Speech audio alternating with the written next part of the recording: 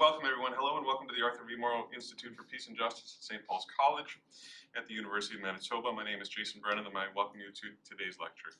For those other folks that are online, I am hoping that you can hear me and see me.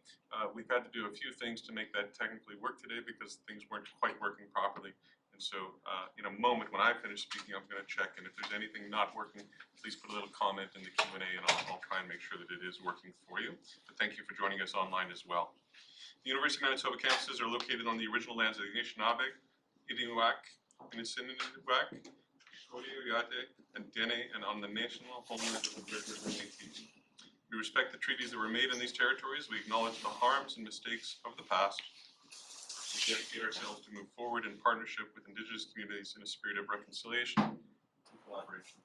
This is the fourth Brown Bag Lecture of 24-25.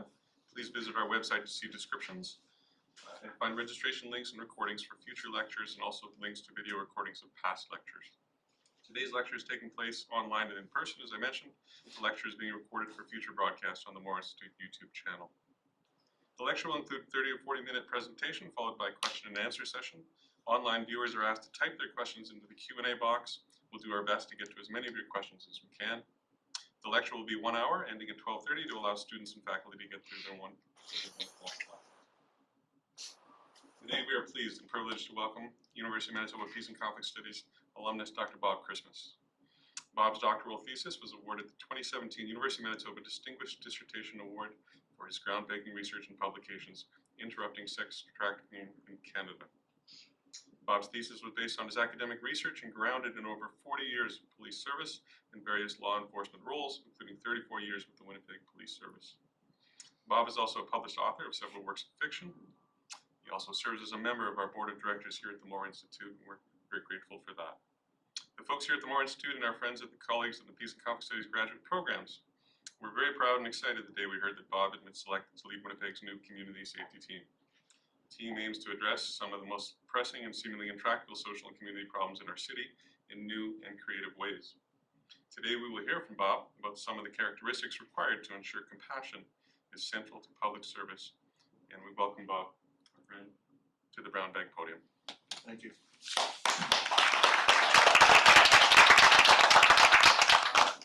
First of all, I just want to acknowledge my colleague, fellow student, Dr. Helen Clark, and Dr. Rick Linden was on my dissertation panel.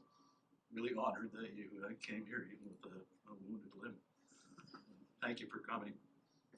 Gary Semp, an old friend in peace work in the community, I really appreciate it. And I didn't get a chance to look at who's signing in. I know there's a bunch of people that are monitoring this on Zoom. Thank you very much for coming. I'll be excited to look later and see which of my friends in the community have tuned in to see what we're doing with the community safety team. I also would like to acknowledge that we live and work on Turtle Island, and we always make a point from my team, and I always do personally, of trying to make a personal comment acknowledging the treaties and the fact that we're a diverse society and honored to work within it. When I studied reconciliation in South Africa, I learned a beautiful Zulu word, Ubuntu. Ubuntu is not just a word, it's deeply ingrained philosophy that shapes communities, cultures, and individual lives across Africa. The concept is simply, it's simple yet profound. It translates to, I am because we are.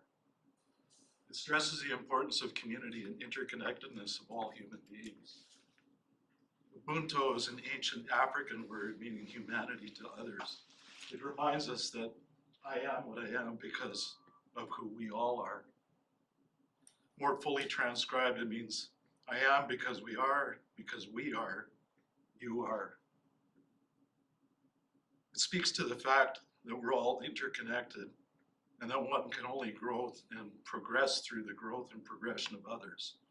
Ubuntu is a reminder for society on how we should all be treating each other. In kindergarten, we learned about the golden rule. Treat others the way you'd like to be treated. Ubuntu speaks to that. We're all the same people and we're all connected.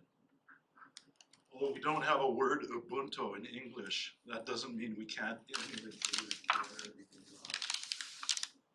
A scholar named Mbigi wrote the 5 core values of Ubuntu are survival, spirit of solidarity, compassion, respect, and dignity.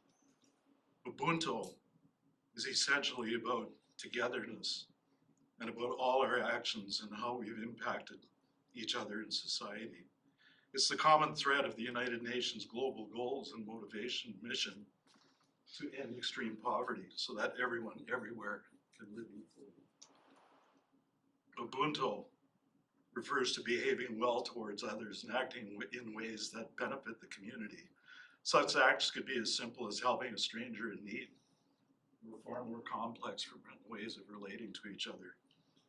I equate Ubuntu to compassion in our current context. To those of us who feel the drive to respect humanity and treat those less fortunate with respect and basic dignity that every human being should have.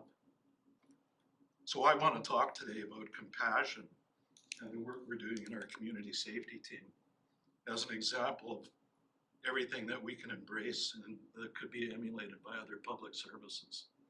So I want to talk about compassion in public service. So I'm Bob Chrismas. As I mentioned, I graduated here. It always warms my heart coming back here. I love coming back to the collegial environment of the university. You know, it's a place where I really grew in the seminars because we could challenge each other in a safe environment to, you know, look at the world more critically and think about what we're doing with the tools that we have and the voice that we've been able to raise through our education. So I always speak the truth when I come here without fear of consequences or ramifications, because it's what the university is meant to be, I think. Think critically and speak the truth. So I'm a graduate of the Morrow Institute and grateful for the critical thinking, peace building, and mediation skills I developed here. Also grateful for the voice that the education gave me. I've been in public service for many years and I've had a growing clarity and resolve about the need for compassion in public service. I'm not going to give you a scholarly basis for compassionate service with a lot of academic rigor behind it, although I'm sure there is one. Also, I'm not going to give you a faith-based argument, although compassion is a fundamental value in most, if not all, faith systems, from Christianity to Hinduism. Absolutely. Fundamentally, I feel it's respecting others, treating them well. Ubuntu. From my perspective, I'll say my drive for compassion is based in spirituality, in the sense that I've always identified as a spiritual person, if not strongly religious. Philip K. Dennison wrote that many who identify as spiritual, but not strongly affiliated with a specific religious organization or system, feel a tension between their personal spirituality and the membership in a conventional religious organization. Most of them value curiosity, intellectual freedom, and an experimental approach to religion. A spiritual life doesn't necessarily require a belief in deities or adhering to specific religious belief systems. An atheist can see God as an energy or a spirit, not as a deity. This is the basis for spiritual atheism. I am not an atheist, but I've always felt a strong spirituality within me. I was raised Christian. In fact, my mother was on the altar guild of our Protestant church at the end of the street for over 40 years, and I spent many a Saturday in my childhood helping her go down and set up the church for the Sunday services. I've always viewed myself as a philosophical person, even in childhood, and even as I dropped out of high school to join the workforce young.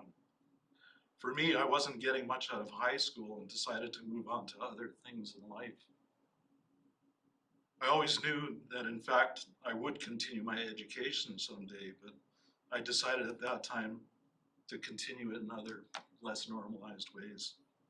For me, I believe my drive for compassion in my public service began many years ago, largely from my work. Over 40 years in public service, all in law enforcement and the public safety realm, has exposed me to a great deal of humanity on a daily basis, people experiencing and doing their worst. I can't unsee many of the things that I've seen and felt in my work. It really drove home for me some ideas about human nature and violence that people are capable of, and also the good work that they can do. I won't say people are inherently violent or corrupt, but I have to say, based on a lifetime of working with people what they do, that without some social control, not all, but some people will exploit and hurt other people, regardless of the reason. Whether people are inherently violent or if they learn it is beyond the scope of this talk. Frankly, it's irrelevant, because regardless of why some people are violent, for whatever reason, some are. We all need to feel safe inside in society and live in a culture with rules. That's the social contract that our laws are based on. We give up the freedom to exploit and hurt others in exchange for protection under the laws. So I have to say, Thomas Hobbes was correct about the social contract that we all live in. In the constraints of a set of laws, we need them. Otherwise, as Thomas Hobbes said, life would be nasty, brutish, and short. So I have to say, I became a protector at a young age. I had a strong sense of right and wrong, I'll say, from what I was born with in combination with what I was taught as a child and my experiences along the way. Here again, it's beyond the scope of this talk, and also not relevant whether I or anyone's values are innate or learned, and whether we each fully adopt the values of the culture that we grew up in. The key point I'm making here is that we all have values. The pertinent question is what they are. For whatever reason, I grew up with respect for humanity, trying to live by the golden rule, do unto others as I would have them do unto me. Again, a Buddha. So I feel that my sense of duty and compassion grew from all those years I served in social organizations and law enforcement. I devoted my life to serving and trying to protect the vulnerable. So I did along with all my colleagues, some were driven with a basis in their faith, some from their upbringings and some from the culture that they were raised in. But we all come from a different place, but we can all do good community service. A clinical psychologist could analyze me and probably tell me how and why my values evolved the way they did. They might also find that the compassionate basis in my work grew from the cognitive dissonance associated to working with humanity I was exposed to.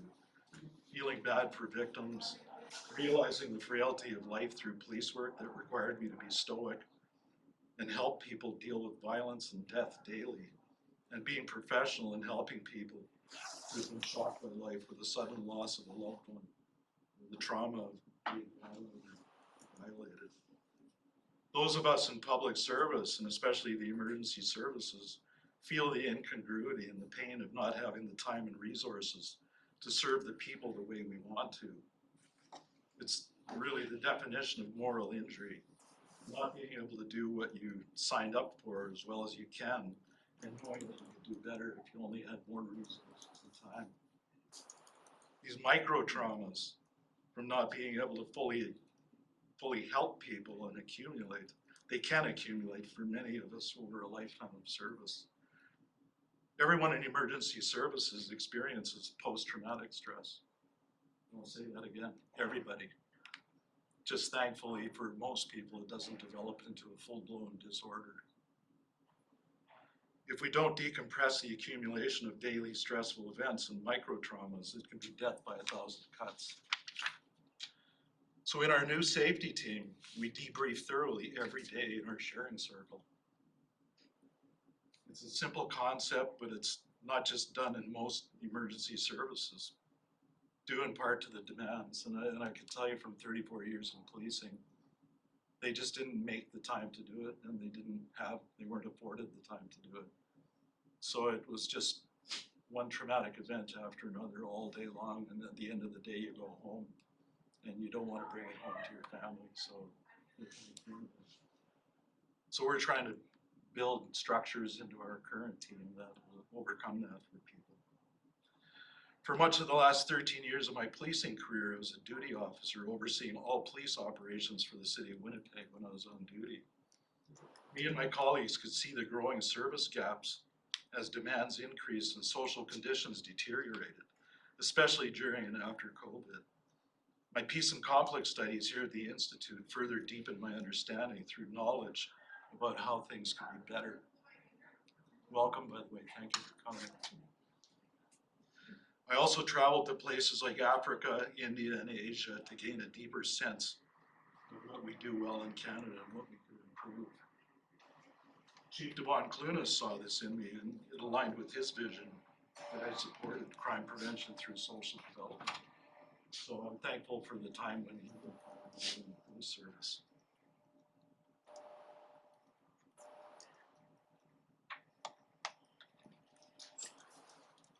For a couple of years, I worked full-time in collaborating with the community and for trying to build synergies and improve public safety back in my policing career. These slides, I'm going to show you a few slides from the actual presentation that I put together for my hiring process. And they came from me sitting in my backyard, sitting on the experience and the education I developed and thinking about what our city really needs and what I might be able to contribute. So when I came forward with this, I went for it with a full heart, knowing that I was willing to walk away if it wasn't adopted and embraced, like my vision.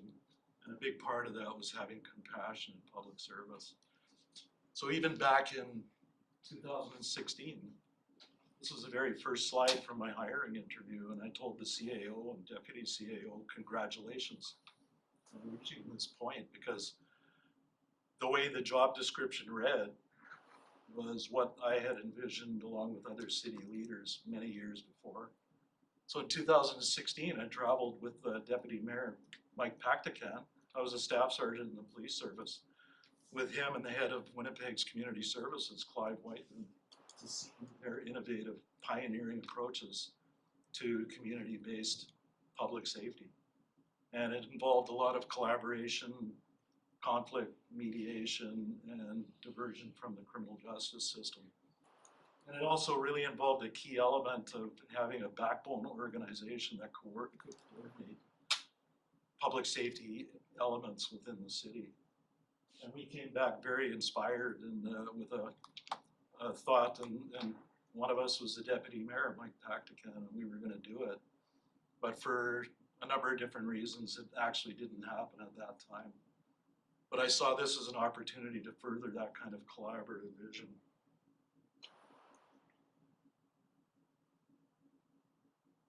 So this is what I proposed as a vision for what this new community safety team could potentially be.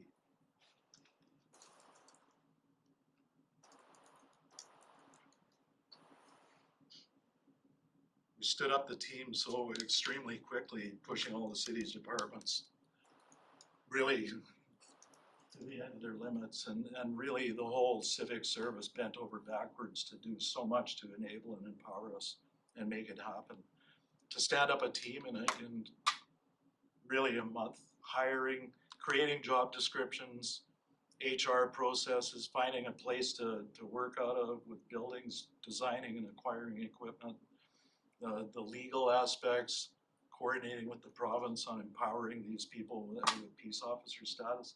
All of that took a massive amount of administration. And thankfully, I was able to first bring on help, and 3 of them are here with me today, and I just want to acknowledge them.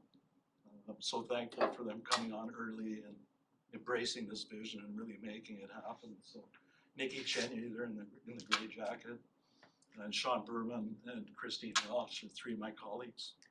Sean came within transit and brought an immense amount of knowledge that we needed in order to work in that system, because the commitment was that this is a permanent element that we're building for the city, but we would commit for the foreseeable future in the transit system.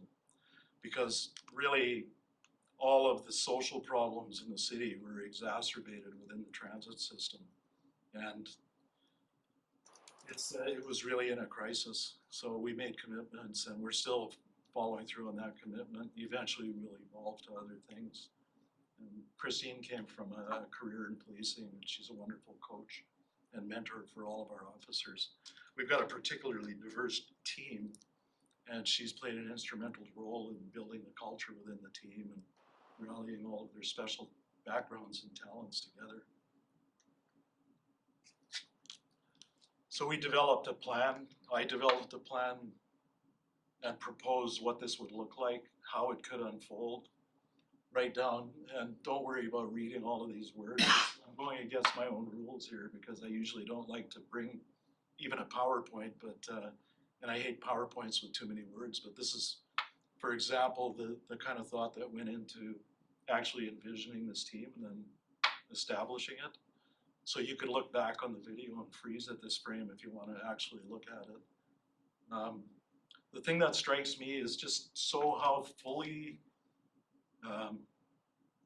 supported and embraced we've been by the city, by the political element, the city administration, that what we had envisioned and planned right from the outset, before I even took this job, was very close to what we've landed with today. So we've had no interference. And a lot of that goes back to the wonderful education that I had here in peace studies, because it informs a lot of the work that I've put into this program. So we had a plan. Initially, we were given 26 full-time equivalents at the FTEs, is city talk for bodies. So I sat down on the very first day in an empty office with CAO Mike Jack at the time, and then we said, okay, what are we going to call this thing? And I told him I can envision 2 teams of 10 with a supervisor each, 1 supervisor in training, and 3 vehicles and an office and all the equipment and training. One thing I was really super relieved about was I thought I was going to have to create and coordinate training for these guys, but then I learned about that this is actually in part of a provincial program where they've established safety teams in various places around the province in various forms and within different organizations. So there's institutional safety officers in the hospitals here at the university. We're community safety officers. First Nations, some of them around the province might have 1 safety officer. And they're really meant to be able to fill gaps in the system and support the local law enforcement. We've taken this, I believe, much further and very much more in the direction of being social workers with the ability to use force when required for safety. If we have to protect somebody from themselves, from running in traffic, if they're in meth psychosis or experiencing mental health issues, which is day in and day out. So we have the power and authority to do that, and also the tools and training and equipment. But we drew on people from all different experiences, so we've got a particularly age, experience, culturally diverse team, like extraordinarily in all the teams that I've been in. Timelines were crazy, like there was some pressure to get up and running and out there and visible, but it just couldn't happen as quickly as some wished because we had to properly train and equip people. So we put the brakes on at some points, but it's been really, since day 1, over the last year, it's been a full burn on all aspects. I feel like, talking especially with Nikki, I feel like a border collie in a herd, because we've got all these various aspects and elements of the unit, and we're constantly herding, keeping things moving in the right direction. And the vision was for us to operate, show concept, and then scale up.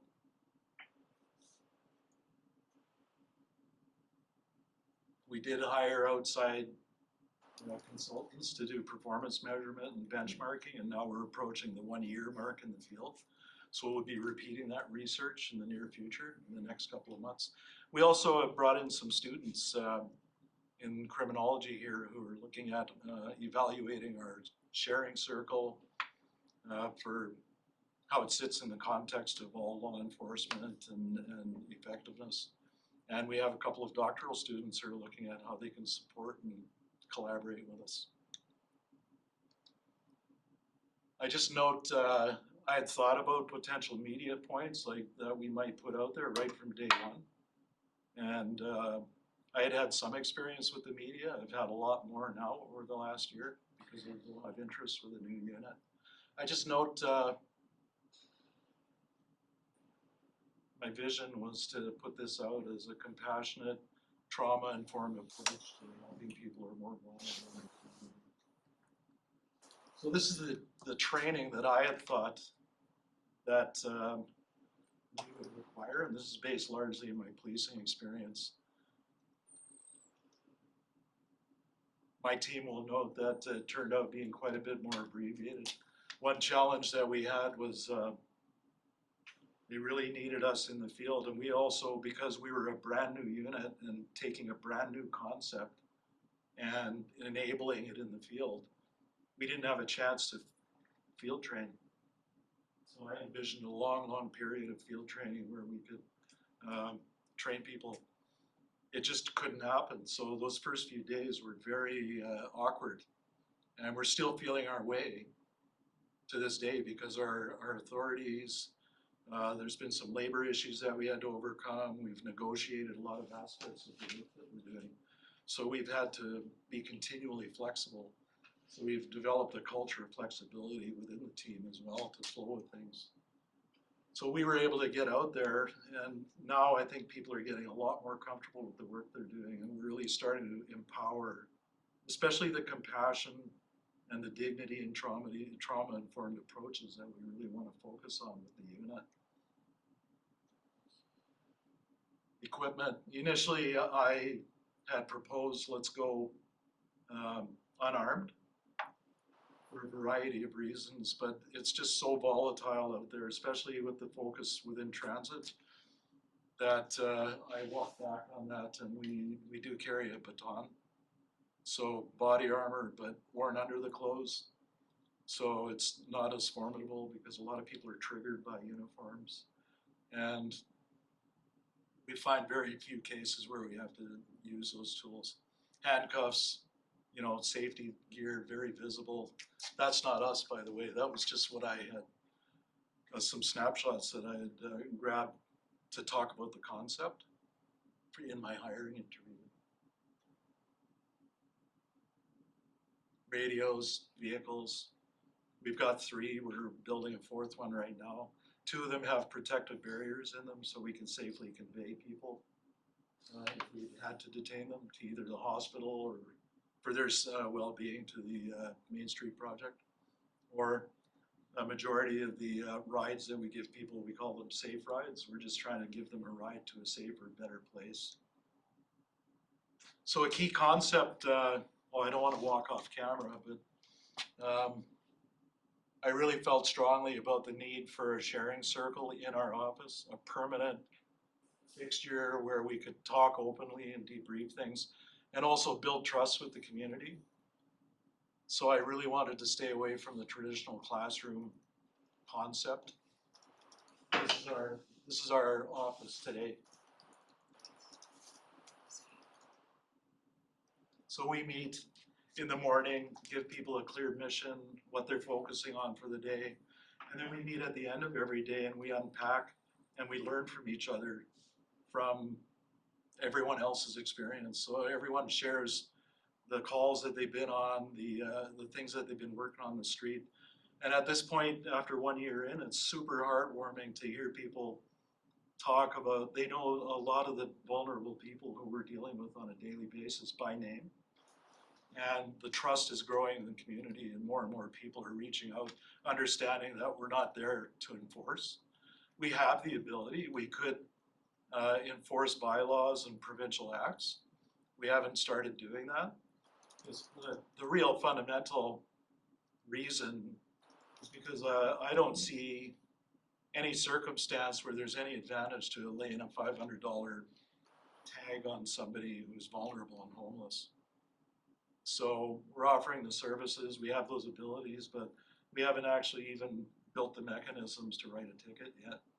We could draw on the police or other agencies to write a ticket now if we needed to. I could see it if there was a homeowner or a business owner maybe hardening to vulnerable people and we wanted to deal with them, you know, with a fine or something, but we haven't come across that yet. For the most part, we've been focusing our work with the individuals. So this is our team as it sits. Initially, this is what I had envisioned, as I mentioned, 2 teams. When it came to actual boots on the ground, by the time we have some way on training, all kinds of various reasons that would make this too thin to deploy as 2 teams. So we decided to go out as a leadership team. We decided to keep it all as one big team.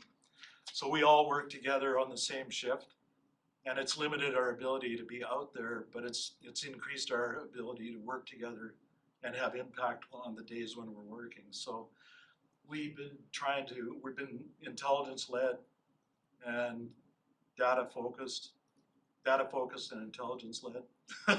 And we're really trying to be laser focused with how we're deploying resources, and we're going where the problem areas are, problem bus routes, shelters, problems in the community. Now, and here again, we've been totally flexible. We've been deploying as one big team over the past year for a couple of weeks of days and then a couple of weeks of evenings, and picking the peak hours when we can hit the most problem spots. So this is the way we actually look now. You can see this is us, one big team, 2 team leaders. Thankfully, City Council 2 days ago ratified our 4-year city budget, and they've given us 15 more officers over the next couple of years. So they've given us 8 this spring, 1 the following year, I'm not sure why, and then 6 the following year. That will give us enough to deploy into 2 teams, and 2 independent teams. So I'm hiring more supervisors, and the job postings actually went up just yesterday. So I see some faces in here that people that might be interested. So this is what we're working towards. We'll train this spring for a month. Then the idea is that we'll split into 2 teams sometime around next fall once we're comfortable. And we'll hire that one outlier that's approved for next year in advance so they can take advantage of the training this spring with the other 8 that we're hiring. And of course, this is my vision for the future, and hopefully it won't be too far off. Basically, my recommendation to the city was that I think we've proved concept. We've been providing the research and data to show that we have an effective model, that we're making an impact on social issues out there. We're having, what's more dear to my heart is the qualitative elements and hearing what it actually means to people and how people feel about it. And we're starting to be more well known in the community and feel the love and the compassion from the community, the trust. So, and we do things, we do a lot of community work, like community events. Mitch Bourbonnaire is famous in the city for his street level organic service to vulnerable citizens, people of the city. And he runs he calls it a Main Street walk on Tuesday and Thursday mornings. So it's so good and draws in, social work students from here, nursing students will go. There's a regular corps of volunteers, and we send 2 officers every Tuesday and Thursday to have a presence. Now we're starting to get feedback that they miss us when we're not there. The first couple of days when we went, there was a few people like triggered. When you walk up to them, they're upset, like it's a uniform. But I think that our brand and our compassionate focus is becoming more and more well known out in the community. So that's a vision for the future. This is the initial team. As I said, they're exceptionally age, gender, experience, culturally diverse. And I've told the team, we've talked a lot, we share a lot in the circle. And I've been talking lately about how I've learned, like really actually understanding and learning the strength of diversity when everyone actually is empowered to bring the strengths of their backgrounds to contribute to a team. So we've got people from a pure social work background who are in training their hearts out to keep up with the guys who are more law enforcement background. And really the culture is just one of training and learning. I call it something I learned in my master's public administration program was a concept of a learning organization, where it's like a virtuous cycle where we're continuing, it's a continuous feedback loop. Everyone contributing, everyone learning from each other rather than being compartmentalized and isolated. So many organizations, the directive comes down from the high and doesn't connect with people on the ground, right? And also various units, even people within a unit, I've lived in, not communicating with each other like it's a competition or something. Like, so we're looking for synergy and sharing and team. And it's really, really been an exceptional experience. There's us with the mayor fulfilling his vision. Thankfully, he's supporting us like 100%. It's really, really rewarding to work in an environment where you feel supported. And the CAO and the whole civic administration as well. Not to mention the whole network of community organizations that we're working with. So we just recently became signatories and partners to Winnipeg's Indigenous Accord. And I wanted right in the first 2 lines to mention that we're taking a compassionate, trauma-informed approach, as you can see. So what is compassion? We talked about it. I mean, the doing of it, I feel it was interesting preparing for this lecture because it made me think about what makes people try to do good in the community and treat people with dignity. And I really do feel like part of it, if I'm being brutally honest, is probably the cognitive dissonance of not doing well for people when you have powers to do it. There's an argument to be had about altruism, whether it's selfish or whether it's from a pure heart. That's beyond the scope of this lecture as well. I think we can be compassionate and it does make you feel good and help you sleep at night, but it's also just the right thing to do. As Christine, my colleague, says, always do the right thing. She teaches our people. So we talk to our team a lot about compassion, understanding each other's pain, wanting to alleviate it in order to have compassion. We have to have empathy and understanding of others. Empathy is feeling the other's pain. Well, sympathy is different. It's understanding their pain, understanding, not necessarily feeling it. We try to meet people where they're at and get them what they need. So our vehicles are stocked with blankets, water, food, donated clothing. Luckily, we're in a huge space that the city can give us because it's in a largely unoccupied, huge building downtown. So we have the luxury of having a huge room, like a room half this size, full of donated items. It's our donation room.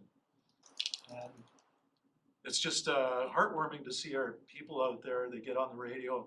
Anyone have a pair of size 10 boots? I do, and they'll come to the, you know, people's aid.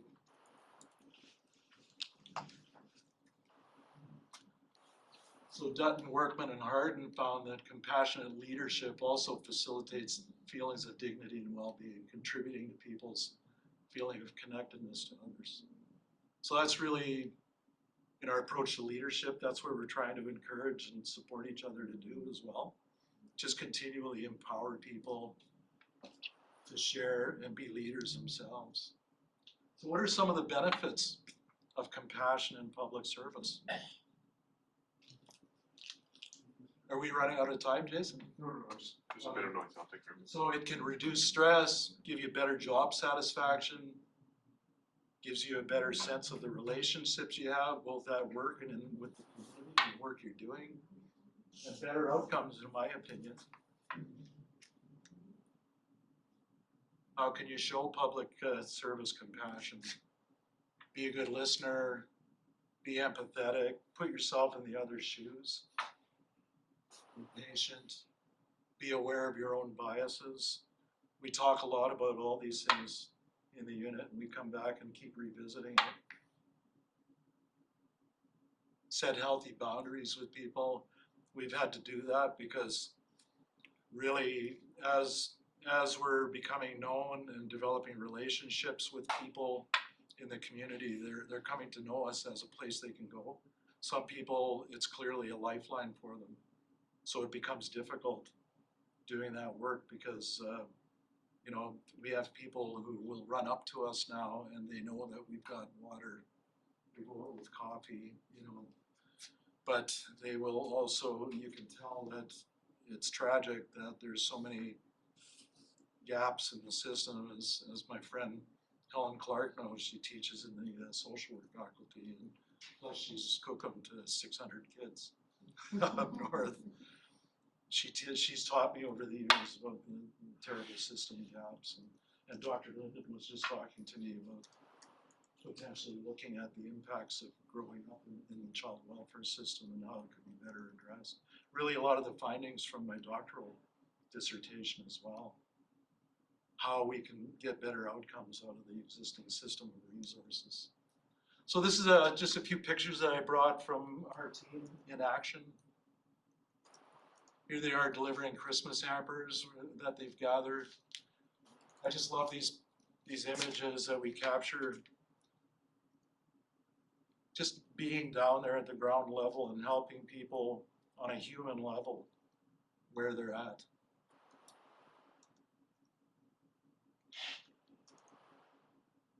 And some people have this preconceived bias or trauma associated with law enforcement, right? So it could be triggering seeing a uniform. So people that are living in a bus shelter, sometimes they react negatively just to any kind of uniform because they think we're there to kick them out. So we go there and we talk to them, and we'll go back several times and build a relationship of trust. And then maybe on the 5th or 6th time, they say, you know what, I think maybe you could help me do the paperwork to get some transitional housing. That's heartwarming. And our people have actually had some huge success stories. And I have to mention at some point, I just love this, I have to mention it at some point before I forget. Just by being out there and being trained, we've been able to save at least 15 lives that definitely would have been lost. That's the kind of environment that all the emergency services are working in right now. Front page story, I was talking to the fire chief this morning about trauma within the public service and the challenges they have. We all have it. So that's not unique to our team. But as far as us being able to build a new element with new resources for the city, it's absolutely heartwarming when they come in and say, yeah, just did compression CPR and help this person walk away. Give them a ride home. And it's very, very commonplace. So look at that. Is that heartwarming?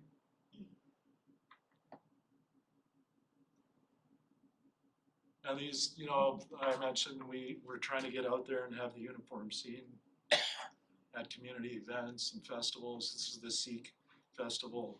Next week we were at the Filipino festival.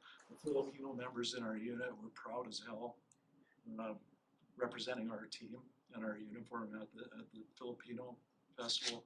And same here, you can see the pride on all of our East Indian members of our team. They were super proud to bring our team out there. This is the Mitch Walk that I mentioned. We go out on Main Street every Thursday and Tuesday morning at 9:30 if anyone's interested, 605 Main. And we deliver food and donated clothing to unsheltered, vulnerable people in the street. And believe it or not, with all the resources that are concentrated down there, there's a huge need. Like, people line up out there. They haven't missed a day in 4 years doing that. So it's super, super empowering and inspiring to go and participate in that. That's Nahanni Fontaine. This was a Manitoba housing building that they put up a new mural on, so we went and helped support. I just love this picture of Erica giving this person first aid. She looks like an angel doing that. Here's some of our officers smudging on Main Street. We, in our briefing and debriefing, we started some team building. Every day, every morning, or if it's afternoon shift, at the start of every shift, they get their mission and we talk about what we're going to focus on for the day. But they start with either a meditation or a little bit of physical activity, or both, just for team building, camaraderie, and also fitness is a big aspect of this, being able to do the job. So it's wonderful to see the engagement. I used to like making them do a plank every day, but they started protesting a little bit. So now everyone takes a turn and it's an exercise. And it's just a great way to, okay, let's come into the circle, we have our coffee, and we'll get engaged, and then we'll talk about what we're gonna do for the day. To me. So, right from day one, I've done everything I can. I don't like talking. I don't like talking to the media. I shouldn't say I don't like it. I'm not great at it. It's not super comfortable for me, but I've really embraced it.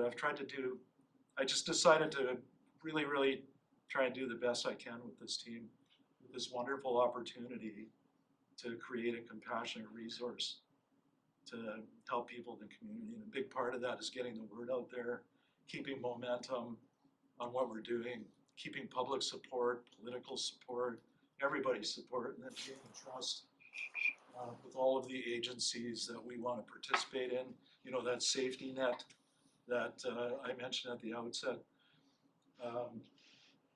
With the new provincial encampment strategy, we're going to be part of that. Then we're going to continue doing, we're actually pioneers, and we've already been doing a lot of the work that they're proposing, proactively reaching out, building trust with people, trying to build a relationship and ascertain what they need, what resources, how we can help them. But where we've come up against a wall at times is then what? We have limited housing, limited resources, the challenge with coordinating some of the resources that are out there. However, I'm optimistic that with the new provincial encampment strategy between the province and the city, there's going to be a great deal of collaboration and new development resources, and we'll be able to then take things a step further with the people that we're already working with and help plug them into good resources, increased housing, and benefits. So really trying to keep the momentum going through taking every media opportunity. So I don't know how many times, and usually when something happens in the city or at City Hall, and there'll be a media inquiry, and then I go, okay, I'll call Nikki and say I better clear my calendar because I know there's going to be 6 more requests today. because it's the story of the day or whatever, and we take advantage of every one of them. And the message that I've tried to stay on and not stray off of is the need for a compassionate approach, informed by dignity of every citizen, a trauma-informed approach, understanding where people come from. And I've really tried to stay on that script. And I feel that the city's embracing it, at the risk of sounding biased, but I really am, because I feel that after, over 40 years in law enforcement and public service, gaps grow from time to time, and over the last couple of decades, there's been some major gaps that have grown in the social safety net, and systemic gaps as well. We have an overwhelmed police service, fire paramedic service. Everybody's overwhelmed, and there's some serious gaps that we can step in and help to start filling. And that's where we're really trying to come in. So I'm taking every advantage to get the word out there, forcing my colleagues to step in front of the camera from time to time. And I'm also, time? Just mindful of the time, if you want to leave it about 10 minutes for questions, but I'll let you wrap up. I'll wrap it up. So another aspect of this that I envision that I'm really trying to follow through on is gaining momentum across the country, maybe even internationally, with by adding to the literature around some of the things we're doing. So this is an article that was published in the Journal of Community Safety and Wellbeing, Reconciliation and Community Wellbeing, Collaborating by Design in the City of Winnipeg. That was published. You can look that up. In press, coming out any day, in fact probably today or tomorrow, is an article that Christine Welsh and I wrote about our sharing circle and how we're caring for the mental health of people in our team, by all of us empowering this sharing circle. And in progress, I've got a book chapter that'll be published by actually a colleague from the Morrow Center here, another student colleague working on his, he is a professor. One thing I love about the Institute here, and that I've served on the board, is that it truly is a center where people come from all over the world, learn about peace building from some of the greatest international experts that have congregated here, and then they go back to all corners of the world. It's truly incredible. So a colleague of mine reached out from, I forget what university he teaches at, down east. He's publishing a book, Not in My Backyard, Not My Problem. No, he's publishing a book looking in and breaking in conflict, peace building, in through the outdoor of core periphery relations. And I'm writing a chapter with my daughter, Brandy, who is also a graduate of the Institute here with her master's degree. We're writing a chapter, Not in My Backyard, Not My Problem, the effect of social justice discourse in calling people to action. The focus of that chapter is like, why do people feel that these serious social problems are somebody else's problem? Not in my backyard, not my problem. So that's what I'm trying to add to the literature around, and then the list goes on. So this is us today, a couple of days ago.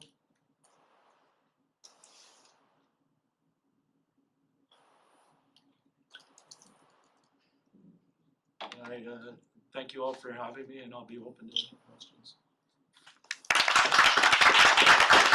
Thank you, Bob. I will open the questions to the people in the room if we want to start there, but because I've been a little disconnected because of our technical today, I'm going to slide over in front of Bob without blocking him and just see if there's any questions online as well. So I open the floor in person, and sorry, Bob, I'm going to sit here and see if they're good online. So the floor is open.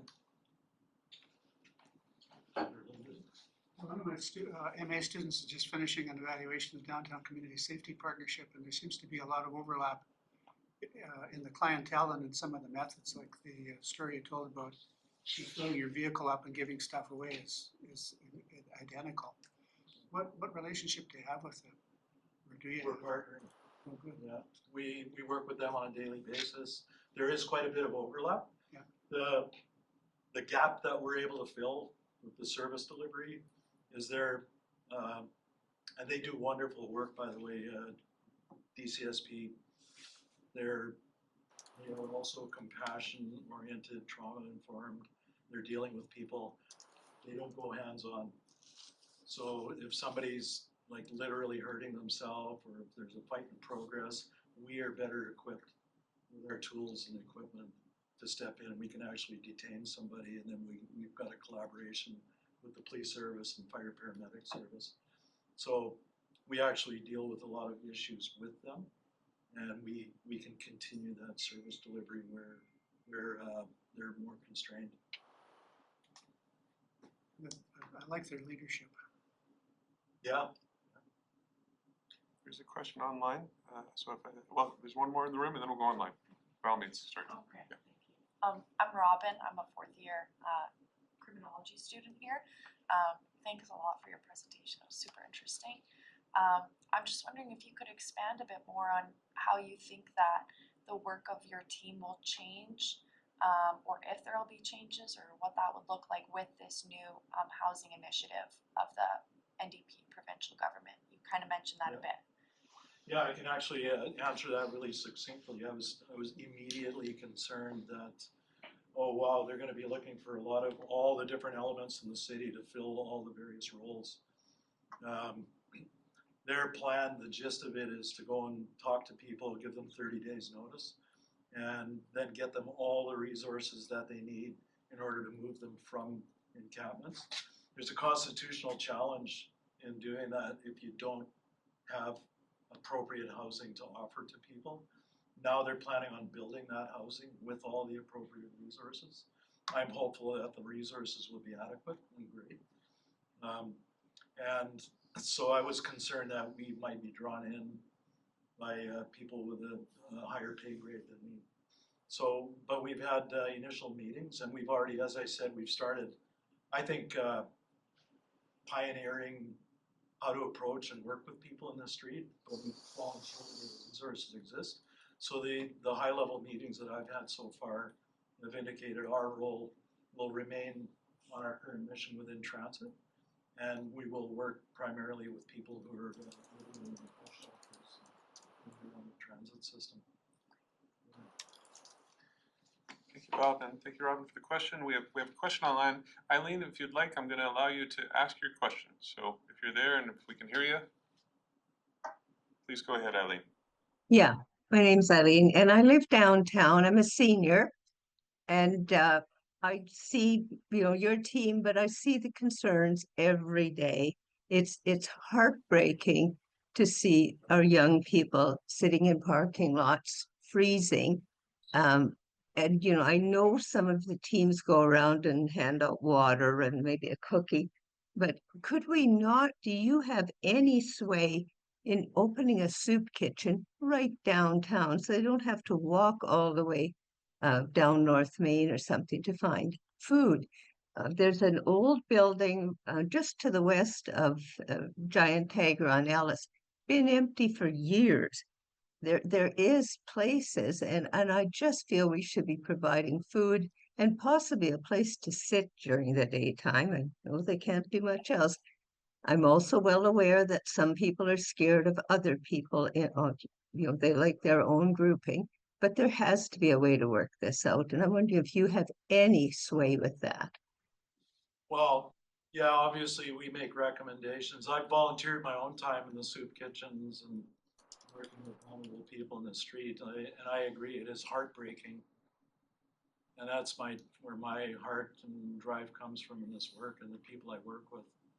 So absolutely, but that would be a project for somebody else to do if there's a need for it. I agree. Like I said, we go out and do the Mitch Walk, even with all the whole concentration of programs and resources around Higgins and Maine, there's still people out there that are hungry. So absolutely, there's room for it. It's just have to be somebody else's project. But I support the idea. I agree totally. Christine has a question. Just to add to that, Do you want to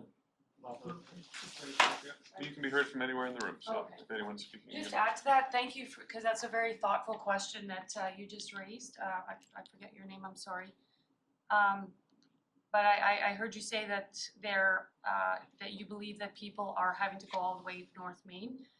So I just wanted to assure you that there are plenty of other, maybe plenty is too large of a word, but there are a number of soup kitchens and places that offer food in that right in the downtown area. So that's what Bob actually alluded to, is the fact that there are a number of those places that offer food daily and more than once a day. And yet Tuesdays and Thursday mornings, when we're doing that the Mitch Walk, handing out donated food and clothing, that there's still a need, that people are showing up and, you know, until it runs out. So so there's obviously a need for more. So yes, your concern and your suggestion is valid and is considered. But there are other soup kitchens and stuff downtown that we are providing safe rides for those people to those places, because that's part of providing safety for them, is food and shelter. Thank you. Very good. Now we've got a minute or two over. If anyone needs to get to a class, you can certainly make your way. But if it's okay, Bob, we'll take another question in the room. Again, thank you for this very insightful and educational presentation. I'm doing some research right now on how like mistreatment and violence against autistic people by police. So I'm wondering if there's any like specific training around like autism or FASD or like other intellectual disabilities for the safety officers. Yeah, I mean, we have a constant parade of community partners coming through. We have planned joint training with Saint Amant Center, and they have the 2,000 person clientele with dealing largely with ADHD issues. So we're bringing them in for joint training, but we also have a lot of people in our team who have a social service background. Okay. Bob, I'll join you up front just for a second here, just to thank you. And on behalf of the Moore Institute, always great to have Bob back, and we're very proud of his efforts as an alumnus. For 10 years I've been at the Moore Institute, and I get to live my life vicariously through people like Bob and Maria Clark and some of the great students that we have, even some of the young ones that are here just doing their work now. And so I'm very grateful. And we're very grateful for Bob. His heart is even wider than his shoulders are. And that's saying something. So thank you, Bob. Thanks. Appreciate it. Thanks.